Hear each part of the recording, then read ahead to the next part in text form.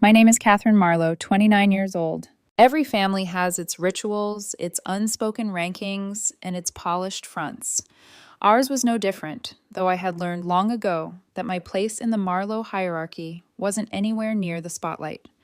By the time Thanksgiving came around, my role had been carved out: the dependable daughter who showed up quietly, helped with chores, smiled politely, and absorbed small humiliations as if they were simply tradition. At 3 p.m. on Thanksgiving Thursday, I was still at my downtown loft, skimming quarterly reports on my laptop, while a muted banking alert popped up in the corner of the screen. I dismissed it with a flick of my finger, my mind focused on client strategy. The numbers soothed me in a way family rarely did. Numbers told the truth, clean and sharp. People, not so much. My phone buzzed, and Mom's voice came through before I had the chance to say hello. Catherine, you're bringing dessert tomorrow, and make sure it's store-bought. We don't want another disaster like last year. Her tone carried the same clipped authority she used when directing contractors or scolding waitstaff. I noted the request in my calendar without protest. Of course, Mom. And dress appropriately. Marcus is bringing an important guest, and we want to make a good impression. Keep conversation light. Don't mention that job of yours. She trailed off with the delicate disdain she had perfected, like she was brushing lint from an expensive blazer. Got it, I murmured, though inside I felt the familiar sting. That evening, I slipped a black dress from my closet, understated, elegant, deliberately modest. I'd learned to dress down for family dinners. If I appeared too successful, too polished, the questions began, and so did the subtle cross-examinations. Better to let them keep their assumptions, that I was the struggling younger daughter who couldn't quite find her place. The truth was, my loft was nothing like they imagined. Floor-to-ceiling windows overlooked the river, the rent higher than Marcus's monthly car payment, the kitchen fitted with sleek appliances my parents would have considered extravagant. But they'd never seen it. I'd never invited them. Some lies are easier to sustain by omission. The drive to Maple Heights was short, but I still rehearsed my mask in the rearview mirror. Pleasant smile, gentle voice, nothing sharp enough to draw attention. Their house gleamed as always, renovated since my last visit, new hardwood floors, an upgraded kitchen, living room walls repainted in a glossy shade that whispered money without shouting it. Every detail screamed of Mom's obsession with appearances. There she is, Dad called when I walked in, his voice warm but tinged with mockery. Our little entrepreneur. The word dripped like he was describing a lemonade stand. Marcus stood near the fireplace in his tailored suit, conversing with a distinguished older man whose cufflinks glinted under the chandelier. Catherine, Marcus beckoned me over. Meet Mr. Peterson. He's interested in marketing for his firm.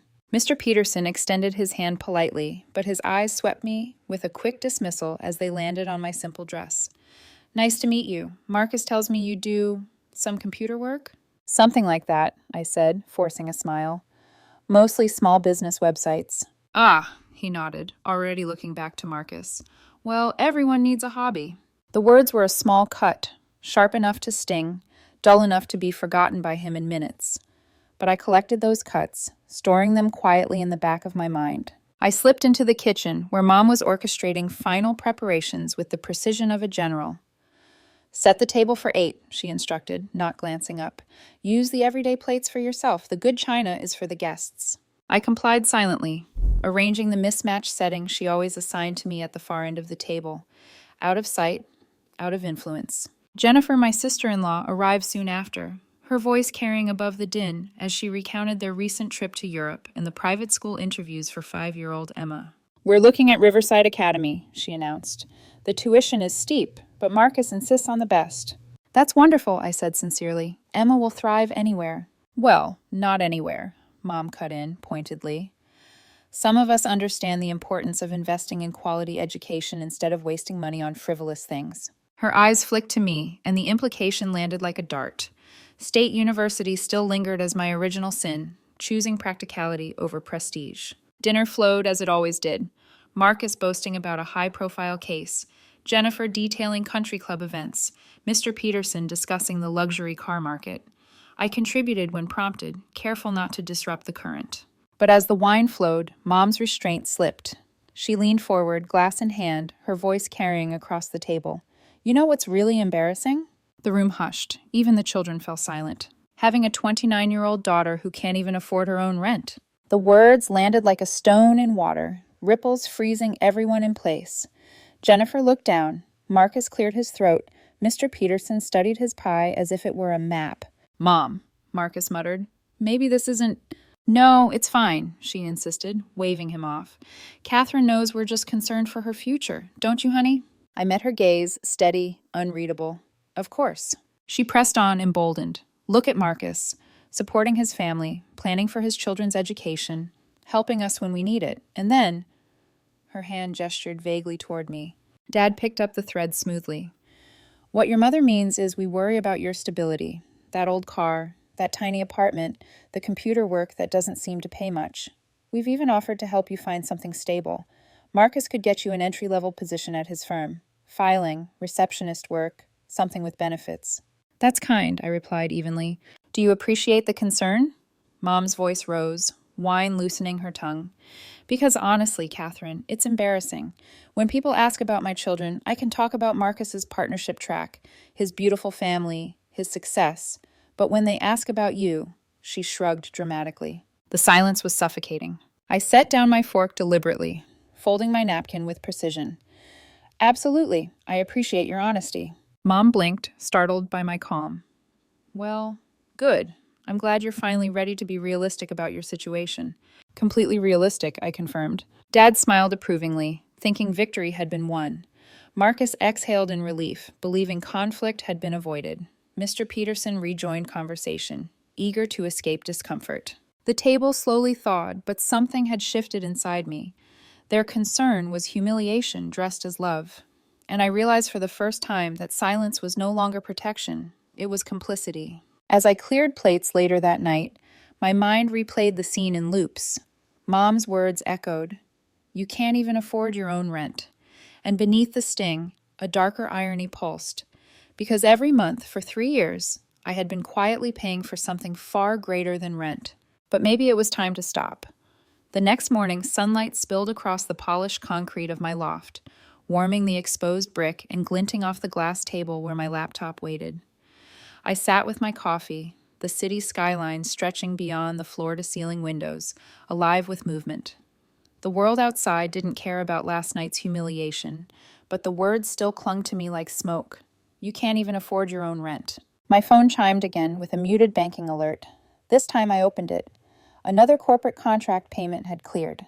Enough money to pay for a year of Marcus's private school tuition. I took a slow sip of coffee, set the mug down, and dialed Wells Fargo. "This is Rebecca. How can I help you today?"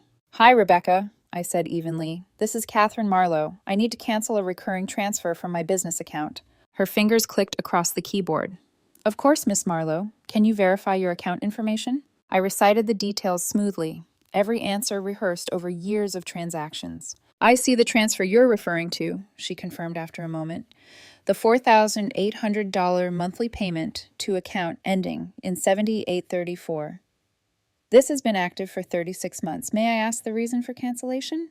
"The recipient no longer requires the assistance," I said simply. "Understood. I'll process that immediately." The next scheduled transfer was set for December 1st, but it will now be canceled. Is there anything else I can help you with today? "That's everything. Thank you." When I hung up, the silence in the loft felt louder than before. For 3 years, I had been making those payments quietly, without acknowledgement, without thanks. I'd told myself it was kindness, that parents should never feel like failures in their own home, that maintaining their pride was worth swallowing their dismissive words. But last night had cracked something open. I closed my eyes and a memory flickered. Dad sitting at the kitchen table 3 years ago, shoulders slumped, calculator abandoned beside a pile of bills, Mom pacing, still insisting she wouldn't cut back on entertaining. Their voices had been low, almost defeated. I had overheard enough. That same week, I set up the transfer. I never told them. It seemed easier that way, for all of us. 3 years, $172,800. The phone broke my reverie. "Mom." I let it ring. Then again. By the third call, I answered. "Catherine." Her voice was tight, panicked. "Thank God. I've been trying to reach you. I just got the strangest call from the mortgage company." "What happened?" "They said our automatic payment was canceled, but that's impossible. We've never set one up. Your father handles bills manually, always. Her voice rose in confusion. But this woman insisted the payment came from a business account for 3 years. $4,800 every month. That's exactly our mortgage. What kind of mistake is that? That is odd, I said mildly, though my pulse quickened. Dad's voice thundered in the background. No authorization. Never requested this. Investigate immediately. Mom lowered her tone, almost conspiratorial. Catherine, the woman said the payments were coming from some company account. It doesn't make sense. Why would a random business cover our mortgage? For 3 years? Coincidences happen, I murmured. But $4,800? That's more than $170,000. Catherine, do you know anything about this? I stared at the city skyline, glass towers catching sunlight. I know mortgage payments don't make themselves. If someone was helping, and now they're not, you'll need to adjust. She was quiet for a long time. I could hear Dad's voice fading as he argued with customer service. Finally, she whispered, Catherine, was it you? Was it me what? Have you been paying our mortgage? I let the silence stretch, deliberately. Mom, you said yourself I can't even afford my own rent. How could I possibly be paying someone else's mortgage? Her breath caught. But the account, it's a business.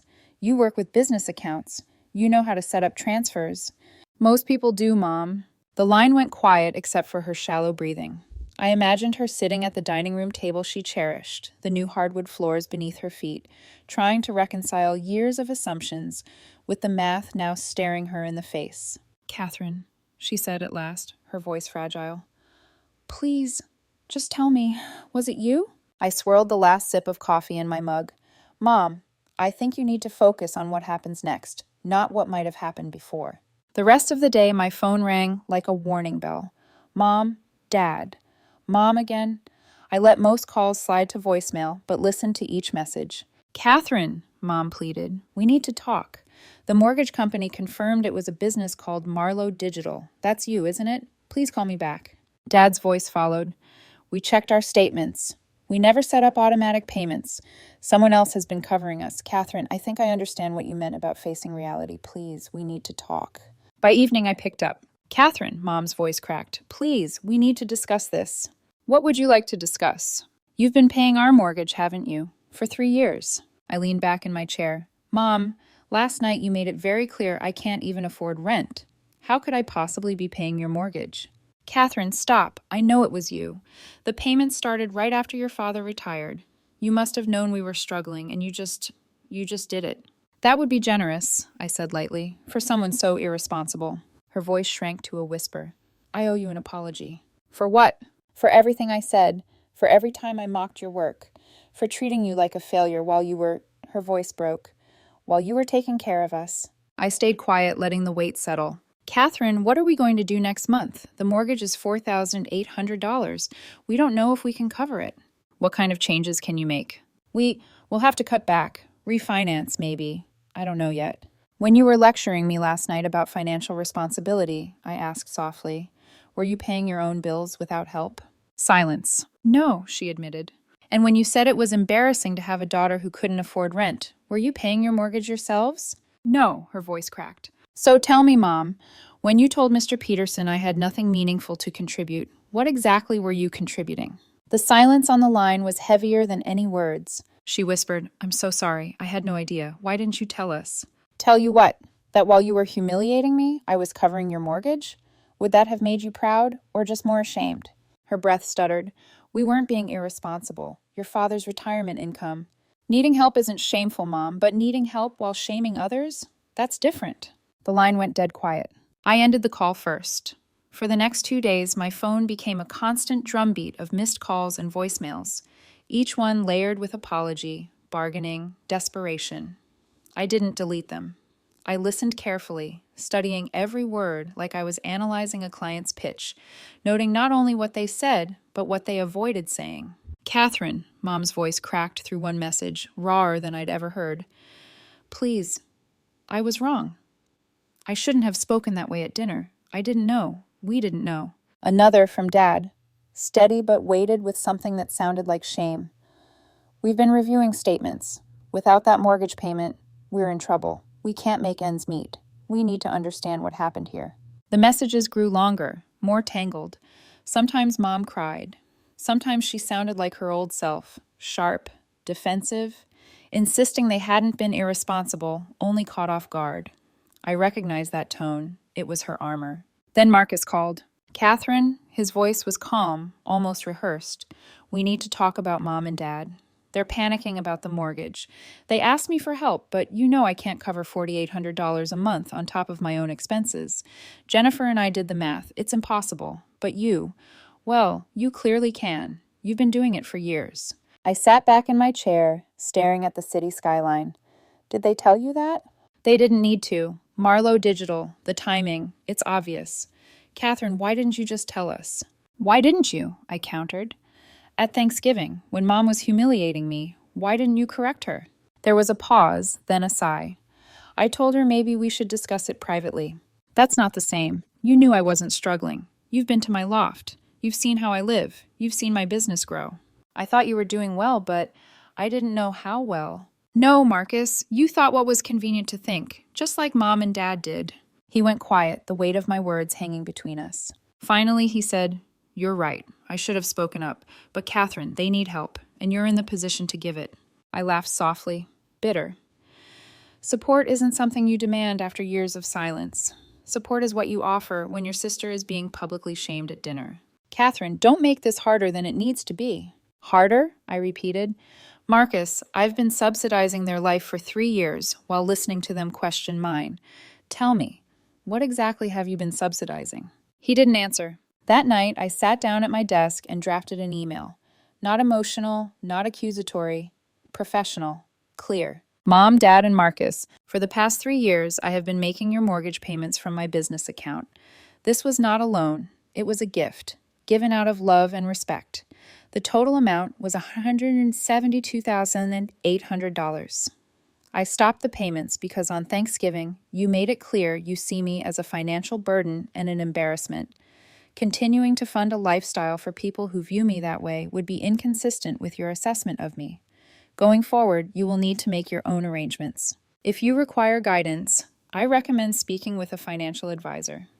I wish you the best in resolving this situation." I read it 3 times. It was polite, precise, final. Then I pressed send. The phone rang 20 minutes later. "Mom." I didn't answer. Her voicemail was almost incoherent with emotion. "Catherine, we can work this out. We understand now. We know we were wrong. Please call us back." Then Marcus, his voice tighter, almost angry. "Catherine, this is crazy. They're your parents. You can't just cut them off like this." Then Dad. His tone wasn't angry, just broken. "Catherine, please, don't punish us for one bad evening. We made a mistake. We're sorry. Don't let pride ruin this family." I turned off the ringer. For the first time in years, the silence was mine alone. The following morning, my inbox lit up with a new inquiry through my company website. I scanned the name, and a wry smile tugged at my lips. Peterson and Associates. Mr. Peterson, the same man who had studied his pie so carefully at Thanksgiving. He wanted a consultation for brand management on one of his luxury accounts. So he'd found me, not through Marcus, not through family introductions, through my work. For a moment, I just stared at the request, remembering the dismissive way his eyes had slid over me at the table, like I was background noise. Now, apparently, I was worth noticing. I clicked accept, but before I closed my laptop, a thought flickered through me, sharp as glass. What would Marcus do when he realized Peterson had come directly to me? The memory of our parents' finances resurfaced then, tugging me back. A flash of years earlier, before Marcus's career had fully launched. A time when Dad mentioned, offhand, that money meant for my postgrad certificate at State had been redirected temporarily to help Marcus through a lean quarter at law school. Just until we're steadier, Dad had promised. It was never mentioned again. Not theft, not malice, just another quiet family decision where my needs were negotiable and Marcus's were not. I thought about that as I poured another cup of coffee. Maybe this was never really about money. Maybe it was about worth. Later that evening, Jennifer called. Not Marcus. Jennifer. Her voice was softer, hesitant. "Catherine, I wanted to say something. About dinner. About everything." I braced myself, but her words surprised me. "You were right. We were wrong. We took your kindness for weakness, your discretion for failure. I don't know if we can fix it, but I want to try." I didn't reply right away. My silence was deliberate. "Catherine," she whispered. "I'll think about it," I said finally. And I meant it. Winter crept in early that year, and with it came the cold arithmetic of my parents' reality. Without the invisible lifeline I had cut, they were suddenly exposed to numbers that didn't bend to image or pride. The mortgage statement arrived in their mailbox like a final notice from the universe. $4,800 due. No mystery business account to absorb it. No daughter paying in silence.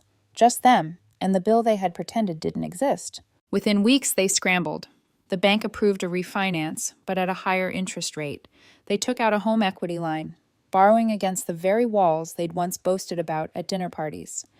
The cuts started small: canceled subscriptions, fewer dinners out, a downgraded cable package, but soon grew sharper. Mom, who had always presented herself as a woman above part-time work, quietly took a position at a local boutique. Dad dusted off his contacts and started consulting for his former company, his retirement suddenly feeling less like a reward and more like a pause button that had been unceremoniously released. Marcus called me twice a week during this time, sometimes to guilt me, sometimes to reason with me, always with the same undertone: "You could fix this." "Catherine," he said one Friday evening, his voice low as if he didn't want Jennifer to overhear. "They're drowning. I'm giving them $500 a month, but it's not enough. You know it's not. You could step back in, temporarily, just until they stabilize." I was in my office, reviewing a proposal that would net more in 6 months than my parents' house was worth. "Marcus, you keep saying temporarily, but do you realize it's been 3 years? That's not temporary. That's a lifestyle subsidy." His silence was short but telling. "Maybe, but they're mom and dad. They're also adults, Marcus. Adults who need to live within their means." He exhaled sharply. "Not everything is about means, Catherine. Sometimes it's about family." "No," I said firmly. "Sometimes family uses love as a cover for dependency, and sometimes they mistake silence for weakness." There was nothing more to say. Meanwhile, my world spun in the opposite direction. Henderson Industries had exceeded expectations, their campaign rippling across 3 markets and sparking referrals. By January, 3 new corporate contracts lined up. I hired 2 full-time employees, moved into a larger office within the same building. The growth was exhilarating, but it also underscored the cavernous gap between the life my family imagined I had and the life I actually lived. Then, almost poetically, Mr. Peterson resurfaced. The man who had dismissed me over pumpkin pie now sat across from me in my office, his expensive suit neatly pressed, his tone markedly deferential. "Your work with Henderson impressed me," he admitted, adjusting his cufflinks. "We'd like you to manage a rebrand for one of our luxury accounts." I nodded. Professional. Not gloating, not vengeful. Simply business. But inside, I remembered the glance he'd given me at Thanksgiving, the way he'd written me off in a heartbeat. Now, he was the one leaning forward, waiting for my insight. Marcus found out, of course. Word travels fast when reputations are currency. He called that evening, his voice tight. "So, Peterson came to you directly?" "Yes." "That's good," he said cautiously. "But Catherine, you realize this puts us in an awkward position. He's one of my biggest clients." "Awkward for you," I said. "Not for me." "Catherine, can we not turn this into some kind of competition?" "It's not a competition, Marcus. It's work. The difference is I don't need a dinner table introduction to prove my value." His silence stretched. I could almost hear him grinding his teeth. Mom, meanwhile, was floundering in a different way. One afternoon, she called me out of the blue. Her voice was softer, stripped of its usual sharp edges. "Catherine, I owe you another apology. I keep trying to write it down, but the words come out wrong. I keep slipping into excuses. I want you to know I'm trying." For a long moment, I said nothing. Part of me wanted to hang up, to preserve the fragile peace of my boundaries. But another part, a quieter, stubborn part, wanted to hear her try.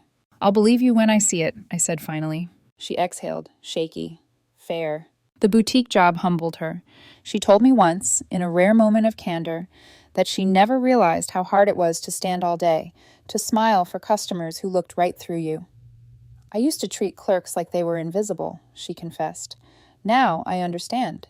It wasn't enough to erase years of cutting remarks, but it was something. Through all of this, a question began gnawing at me. If respect was the true currency I'd been denied, what would it take for me to accept any gesture of reconciliation? Was money the wall I'd built between us, or was it the excuse? One Sunday, as snow dusted the city, I visited the boutique where Mom worked. I stood at the threshold for a moment, watching her rearrange scarves with meticulous care. She didn't see me right away, and in that moment, I noticed something small but striking. Her hands trembled, ever so slightly, as if the weight of appearances had finally cracked her poise. When she did spot me, her eyes widened. "Catherine." "Hi, Mom," her voice faltered. "You came." "Just to see." I glanced around at the neatly arranged displays. "You're good at this." Her eyes filled unexpectedly. She looked down, blinking hard. "I'm learning." It wasn't a confession. It wasn't an apology, but it was closer to honesty than I'd heard in years. As I left, I noticed an old receipt tucked beneath the register, scribbled with her handwriting. It listed expenses from years ago, small household repairs that had been deferred, crossed out, moved around. It struck me then, our family had been patching holes for decades, not just financially, but emotionally, covering cracks with appearances until the foundation groaned. That night, I couldn't shake the image of her trembling hands. It wasn't pity I felt, it was clarity. For years, I had given them support without respect. Now, they would have to earn respect without support. The balance was shifting, and this time, I wasn't going to stop it. By March, the ground was thawing outside, but inside our family, it still felt frozen, brittle. Calls with my parents had dwindled to politeness, transactional updates, not conversations. It was Jennifer who broke the silence. Her number flashed on my phone one Tuesday evening. I hesitated, then answered. "Catherine," she said, her voice steady but gentler than I expected. "I hope you don't mind me calling directly." "Not at all," I replied cautiously. "I wanted to thank you." "For what?" "For what you taught this family about respect." Her words startled me. I said nothing, letting her continue. "Marcus told me the truth about the mortgage payments, about everything you've been carrying. And I realized something. We've all been making the same mistake. We mistook your generosity for weakness, your silence for failure, and we were wrong." Her honesty cut deeper than Mom's apologies ever had. "Jennifer," I began slowly. "I'm not sure what to say." "Then don't say anything. Just listen. Emma asked me last week why Aunt Catherine doesn't come to family dinners anymore. I couldn't give her an answer that didn't make us look terrible, so I told her the truth. That sometimes adults make mistakes that hurt the people they love, and sometimes those mistakes have consequences." Her words hit harder than Mom's wine-soaked accusations ever had, because they were sober, honest. I exhaled slowly. "That's a good lesson for a 5-year-old. "It's a good lesson for all of us," Jennifer said. "Marcus and we'd like to invite you to dinner. Just us and the kids, no agenda, no family drama, just a chance to start over." I closed my eyes, picturing Emma's wide-eyed face, the innocence that hadn't yet calcified into judgment. "I'd like that." "Good," she said softly. "And Catherine, what you did, stopping the payments, it was the right thing. They needed to face reality. We all did." After we hung up, I sat by the window, watching the river move sluggishly under patches of ice. Jennifer's words lingered. Respect wasn't about money, it was about truth. And truth had been missing from our family for a very long time. A week later, I joined them for dinner. Not at my parents' sprawling house, but at Marcus and Jennifer's warm, suburban home. The table was smaller, the light softer. No distinguished guests, no place settings to signal hierarchy. Just roasted chicken, mashed potatoes, and Emma proudly announcing she'd help set the table. "Catherine," Marcus said quietly once the kids were occupied, "I owe you an apology." I raised an eyebrow. "That's new." He chuckled, embarrassed. "I stayed silent too long. At Thanksgiving, I should have spoken up. I should have defended you. Instead, I let Mom's words hang in the air, because it was easier." "Easier for you," I corrected. He nodded. "Yes, easier for me, but not fair to you." Silence settled, but it wasn't the brittle kind. It was the kind that made space. Jennifer broke it. "There's something else you should know. Years ago, when Marcus was in law school and money was tight, your parents shifted funds. It was supposed to be temporary, but it came from money they'd originally saved for you, your grad certificate program." I froze. The memory clicked into place. Dad's offhand mention of a reallocation, the way it was never brought up again. "They always meant to replace it," Marcus added quickly. "But then life happened, and the story somehow became that you were the one who had been helped."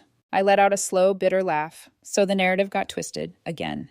Marcus's face tightened. "Catherine, it wasn't malicious, it was survival, but you carried the stain of it while I carried the benefit. That's not fair, and I need to own it. For a moment, I just looked at him, really looked at him. My golden brother, who had lived under the halo of parental pride while I wore the shadow. Maybe he wasn't my villain. Maybe he was just another child of the same house, playing the role handed to him. I appreciate you saying that, I said finally. Dinner continued, and for the first time in years, I felt like part of a family gathering where I wasn't the punchline. Emma asked if I'd help her with a school project. Jennifer passed me the gravy without a pointed comment about appearances. Marcus listened when I spoke, not just waiting for his turn. But even in that warmth, I felt the undercurrent, because reconciliation wasn't just about apologies, it was about choices. Later that night, after the dishes were cleared and the kids tucked in, Marcus asked the question I knew was coming. Catherine, what happens now, with Mom and Dad? I met his eyes. They live within their means. They make choices, just like the rest of us. He nodded slowly, though the tension in his jaw betrayed his unease. They might lose the house. Then they lose the house, I said plainly. That's what happens when your expenses exceed your income. You could still help, he pressed gently. I could, but help without respect isn't love. It's enabling, and I won't go back to that. His shoulders slumped, and for the first time I saw the weight he carried, not as the favored son, but as the mediator, the fixer who had spent his life keeping peace at the expense of truth. When I left their house that night, I felt lighter, not because everything was solved, but because for once the truth had been spoken aloud.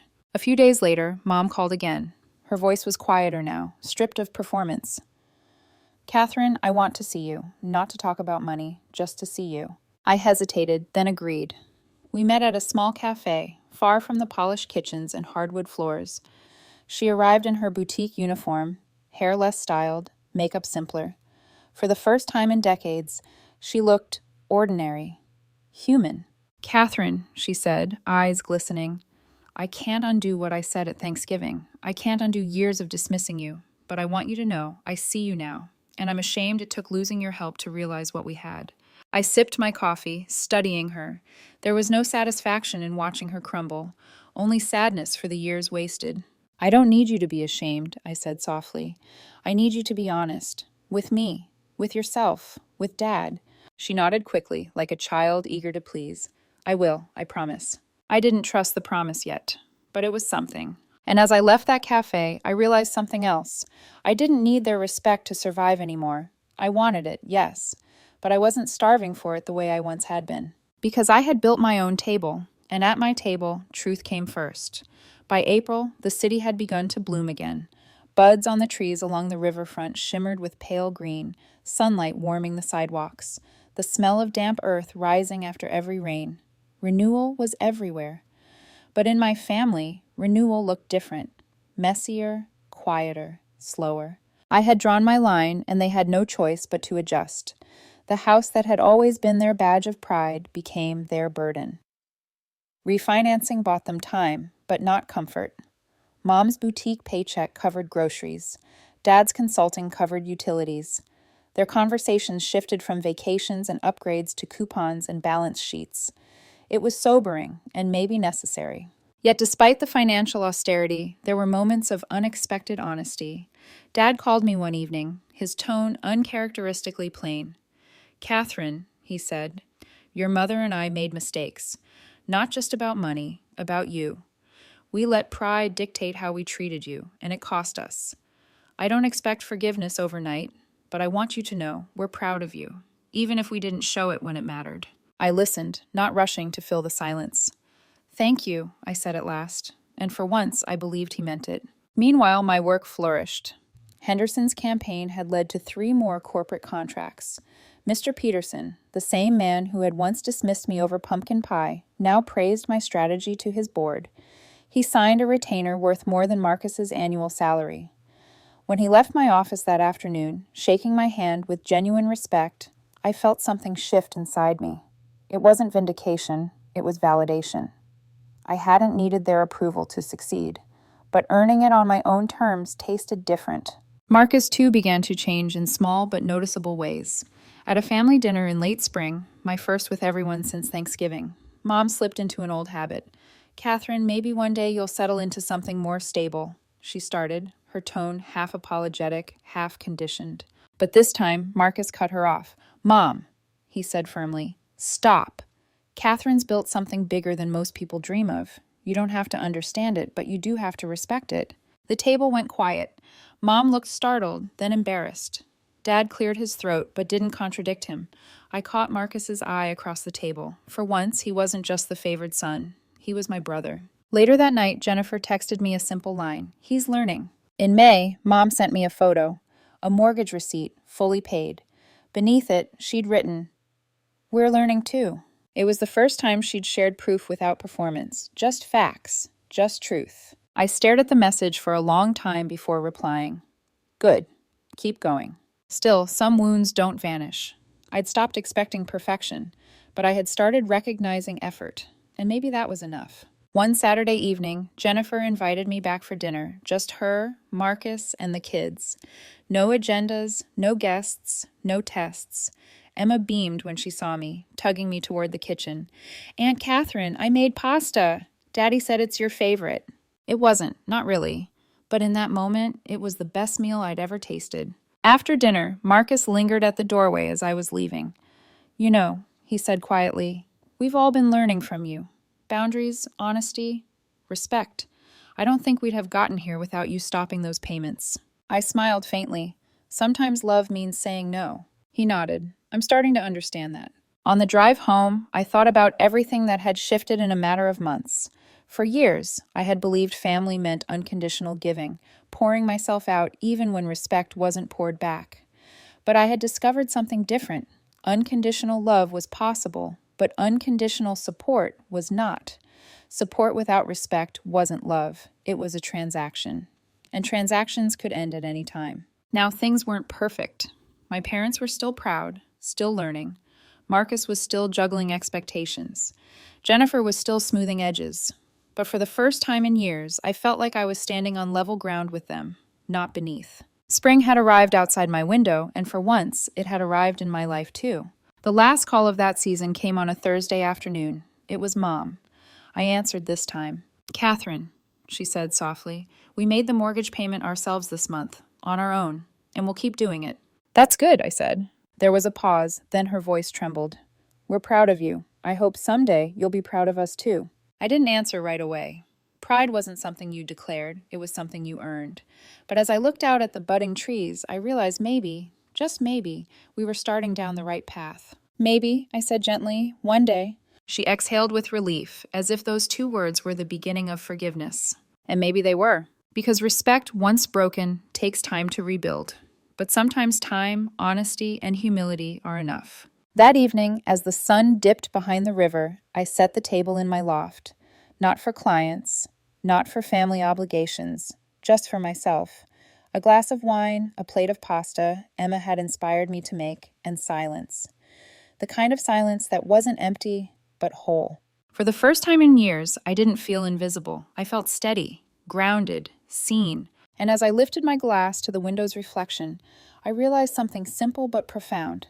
Family could change. Not completely, not perfectly, but enough. And sometimes enough was all you needed.